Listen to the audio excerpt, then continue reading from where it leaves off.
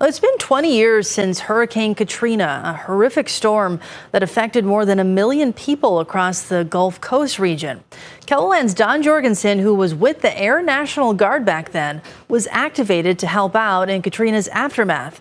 He joins us now with more on Katrina 20 years later. Yeah, Kelly, over 1,800 people died, most of them in New Orleans. And tonight, we're going to meet two people who lived through that terrifying experience and now call Sioux Falls their home.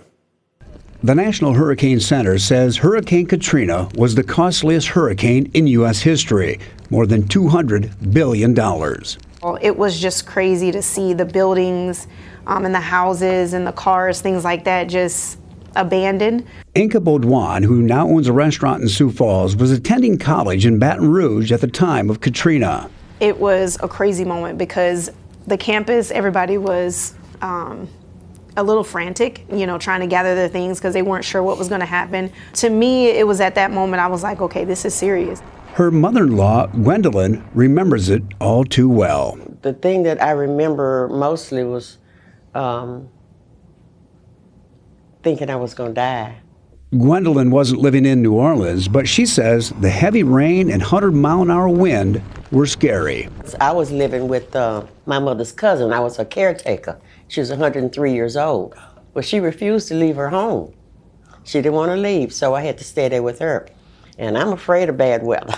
In Katrina's aftermath, National Guard units from all across the country responded, including South Dakotans, because they knew it was going to be a long time recovering. Based upon that, we then go out and look for either volunteers, and if we don't have the volunteers, then we will call them up into a duty status. Including myself. I was a public affairs officer in the South Dakota Air National Guard at the time and was activated and spent 2 weeks in New Orleans to help assist with all the media and wrote stories for the Guard Bureau.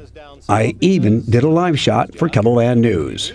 We toured the entire city, and I've been looking for words to describe it, and really, pictures don't tell it, words don't describe it.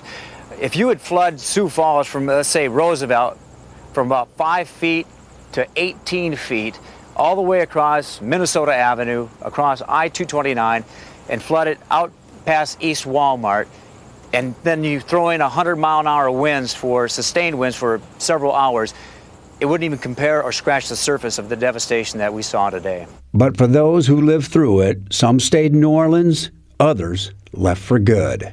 I think a lot of people are just afraid to go back because they're thinking that it's going to happen. Well, it will happen again. It's going to be another one, and another one after that. And it should be noted that the Baudouins did not move to Sioux Falls because of Katrina. They left for other reasons like family and business opportunities. Now, if you'd like to see my live report in its entirety, we've attached it to this story on KELOLAND.com.